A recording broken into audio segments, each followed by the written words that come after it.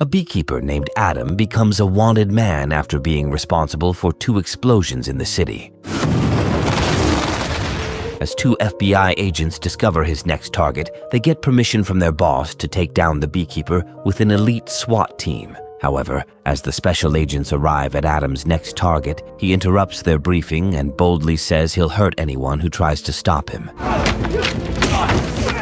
A few weeks earlier, Adam helps his landlord Eloise with clearing out the beehive in her storeroom. After he's done, Eloise thanks him for helping, but he also thanks her for being so kind to him since he has been staying on her property. As he adds that no one has ever taken care of him like Eloise, she invites him for dinner later that night, and he accepts. Come back at supper time, let me feed you. Shortly after, Eloise heads back inside to continue working on her laptop. While she's at it, she suddenly gets an alert saying she's at risk of losing all the files on her computer. This leaves her confused, but it turns out that the message was sent from a call center run by a man named Mickey, who encourages his employees to make sure they successfully steal all the money in the charity account Eloise is managing. Unfortunately, Mickey succeeds in his plan, and Eloise is left devastated, so she takes her own life. Later that night, Adam brings a jar of honey with him to Eloise's house. However, when he arrives, Eloise doesn't answer the door, and Adam hears the smoke alarm ringing. He then enters and sees a gun on the floor next to a small drop of blood.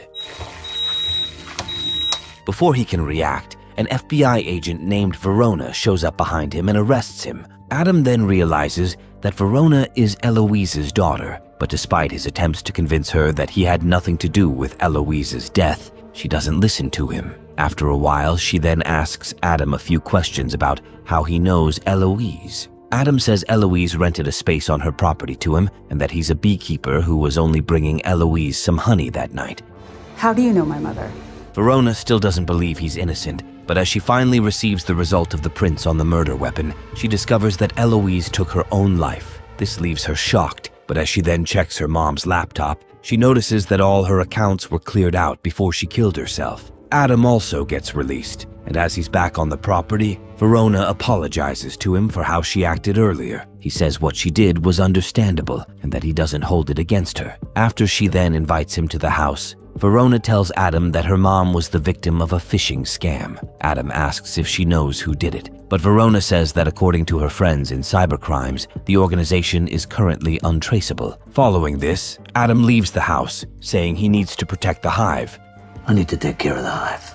As he then checks his beehive, he brings out a hidden SAT phone and calls an agency he used to work for. Even though the lady who answers the call mentions that he's retired, Adam says he only called to get the details of the crime group that scammed Eloise. After a while, he eventually gets an update, which points him to a company named United Data Group. Following this, Adam heads there with 2 gas cans which he plans to use to burn the place down. As he gets there, Adam wastes no time in beating up the security guys before warning all the employees at the call center to leave before he burns the place. Now we're gonna burn this place to the ground. Even though they're initially hesitant at first, they all start to troop out when they see that Adam is serious. While he's preparing to initiate an explosion, Mickey suddenly shows up with some guards to scare off Adam, but he beats them up. He then scolds Mickey for being part of a group that scams old people for fun. Shortly after, as he walks out of the building, the whole place blows up, but no one gets hurt. Mickey then calls his boss, Derek Danforth, to complain about what happened. Derek sounds angry to hear this, and as he insists that he wants to know who burned down his investment, Mickey says all the cameras in the building got destroyed in the fire.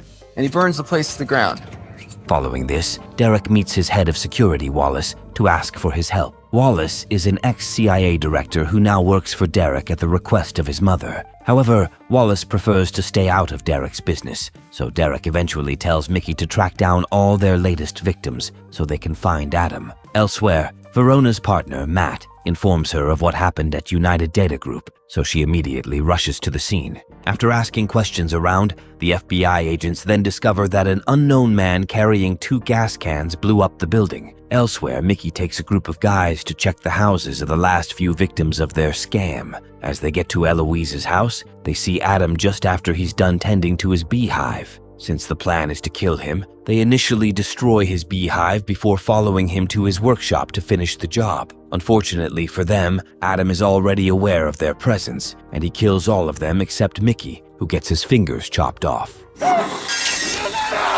A while later, Matt gets a call informing him that Eloise's house is on fire. He immediately informs Verona about this, and they head to the scene together. When they arrive, they see some IDs belonging to United Data Group employees. As they then try to find a link between the two fires, Matt suggests that Adam might be involved because he's nowhere to be found. Meanwhile, Mickey calls Derek to warn him about Adam, who he calls a beekeeper. Derek is shocked to hear everything that has happened, but before Mickey gives him more details, Adam shows up and takes him out of the car before getting him killed by tying him to his moving truck, which eventually enters the ocean. Following this, Adam then takes Mickey's phone and warns Derek that he's coming for him. You have the pleasure of speaking with.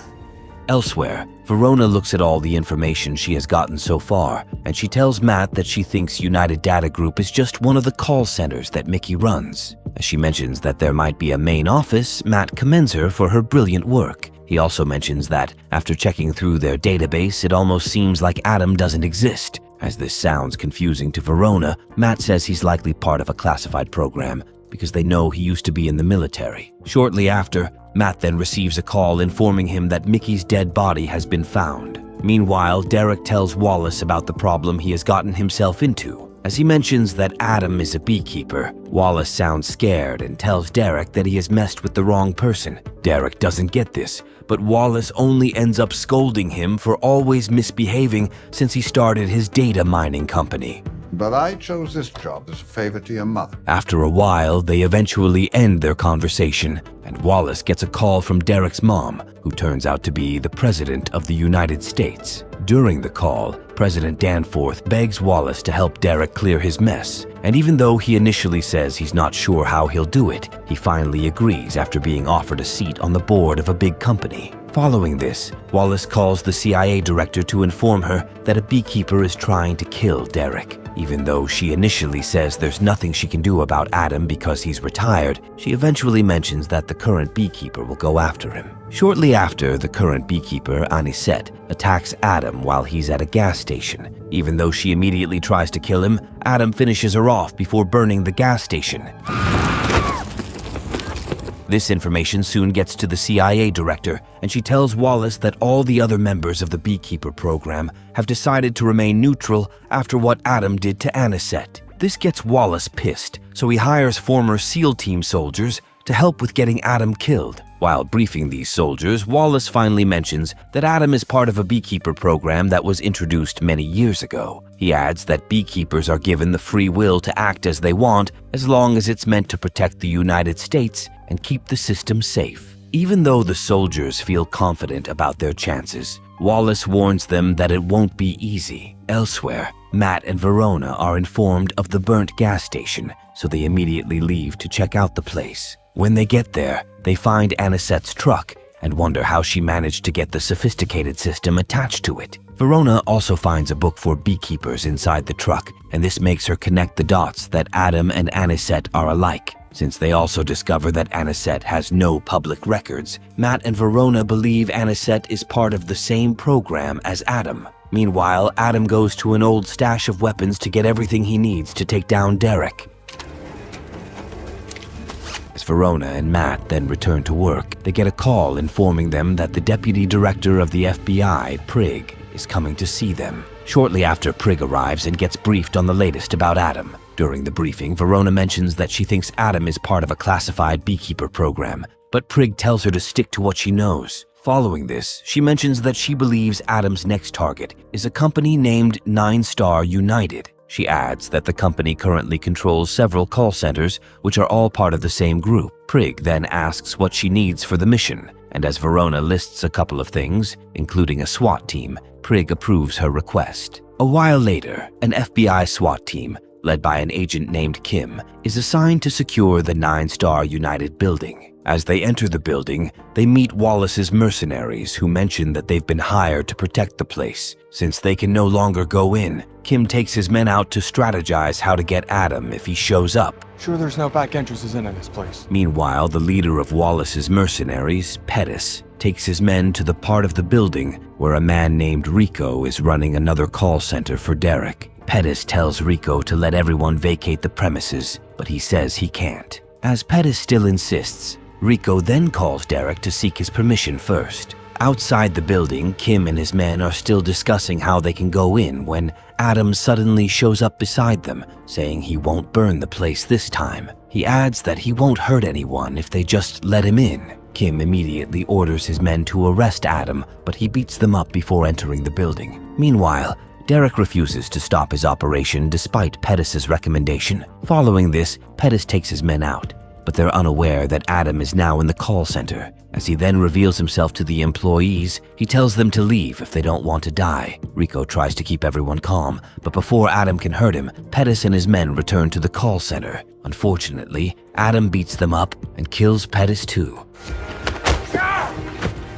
Shortly after, Verona arrives at the building and gets an update on what's happening inside. Despite how risky it is, she decides to go in with Matt. Just then, Adam destroys the elevator before going to meet Rico to ask for his boss's name. Rico refuses to give up anything, though he mentions that his boss is untouchable. Rico also says he has never hurt anyone, but Adam shows him Eloise's picture and explains how she died. As Adam then tortures him, Rico finally reveals that Derek is his boss. This leaves Adam shocked, but he still tells Rico that no one is untouchable. Almost immediately, Verona enters the room and calls Adam out from where he's hiding. However, when he responds, he tells her that Rico is responsible for her mom's death. Verona says that even though she believes him, she still has a job to do because the law is there to deal with people like Rico. Adam then mentions that as a beekeeper, he's there to fight for justice when the system fails. That man is directly responsible for your mother's death. As he finally escapes,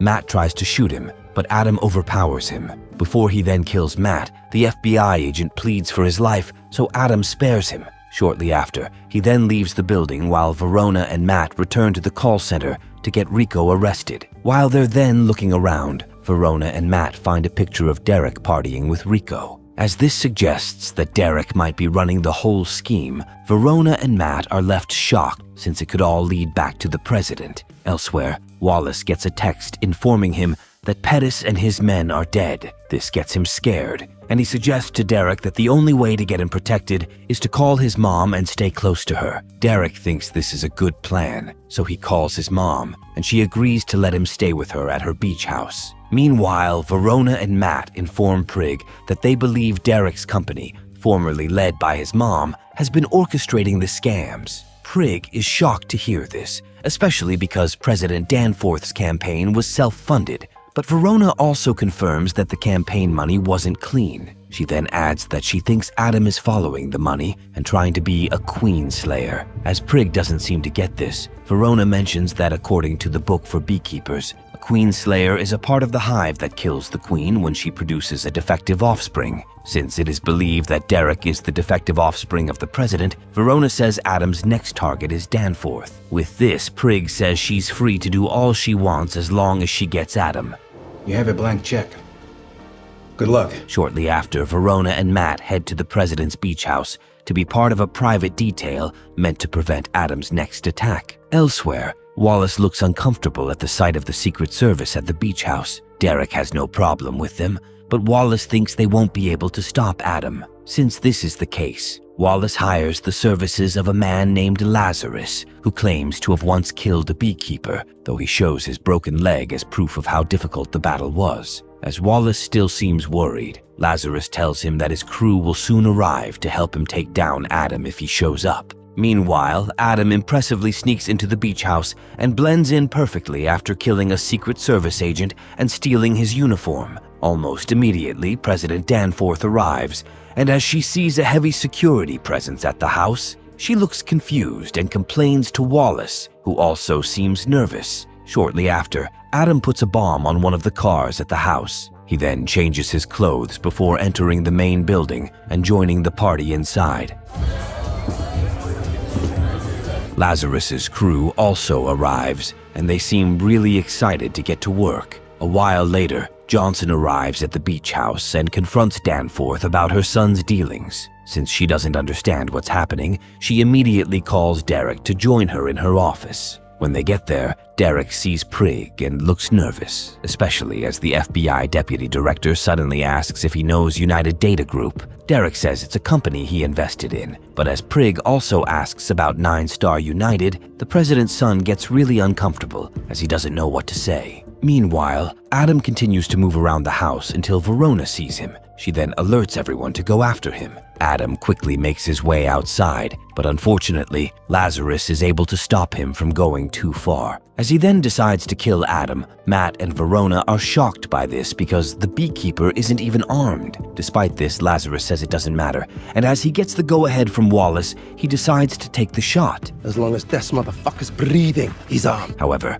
Adam immediately sets off the bomb and uses this as a perfect distraction to fight his way back until he returns inside the house. There, President Danforth starts to blame Derek for what's happening. Derek says he only wanted to help his mom win the election, but Danforth says she didn't need his money because they were already rich. He then confesses that he actually used CIA software to hunt the money he stole. Prig is shocked to hear this, but Derek tells him to pretend not to have heard anything. He also tells Danforth that he had to do what was necessary to ensure his mom won the election. As he then asks what she'll do, Danforth says she'll tell the truth, but Derek can't believe this. Elsewhere, Adam continues to kill all the agents inside the house. Before he finally gets to where the president is, Lazarus shows up and attacks him. Unfortunately, Lazarus manages to stab Adam a few times. However, Adam eventually kills him. As he then tends to his wounds, Wallace tries to stop him from entering the president's office, but Adam breaks one of the man's fingers. After which he prepares to blow up the door. Almost immediately, Derek realizes that he's in big trouble, so he reaches for a gun in the drawer and kills Prig before his mom can stop him. Just then, Adam blows up the door and enters the office, but he's also followed by Matt and Verona, who tell him to drop his gun. Adam refuses to do this, and as he stares at Verona, he tells her that she can either decide to work for the law or for justice. As everyone watches Adam's next move, Derek decides to kill his mom before anything happens to him. Luckily, Adam kills him first, and as Verona is stunned by what just happened, the beekeeper escapes through a nearby window onto the beach. Verona eventually gets over what happened and tries to kill him, but she eventually changes her mind and lets him leave freely. Following this, Adam then picks up his underwater gear and leaves the scene.